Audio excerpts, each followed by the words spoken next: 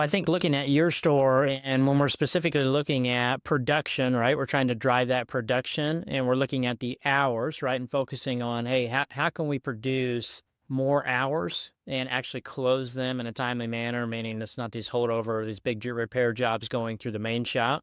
So let's start focusing on what we're going to consider the easy hours, which is going to be that maintenance scenario. Like in your shop, we're seeing about 60% going through that express side, right? And then what's Express typically doing? They're doing oil changes and tire rotations. We're really not capturing those opportunities.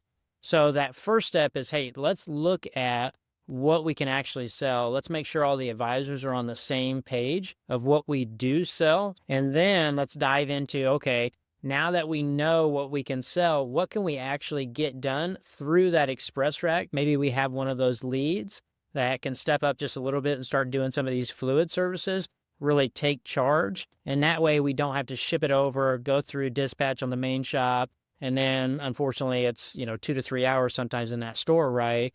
To where, hey, the cars aren't getting quite done as timely as we'd like them to get done.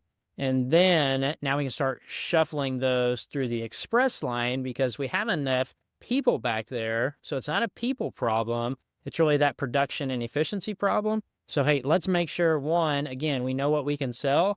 And then two, who can we have on that express line? I think there's a couple leads that we can have start doing some of that stuff. Let's get them a little bit of training on how to do it properly.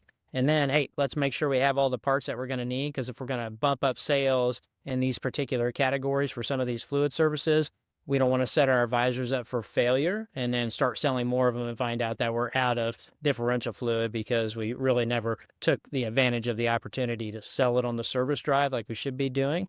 So let's focus on those items first, and then we'll really start ramping up on that service drive of those easy hours.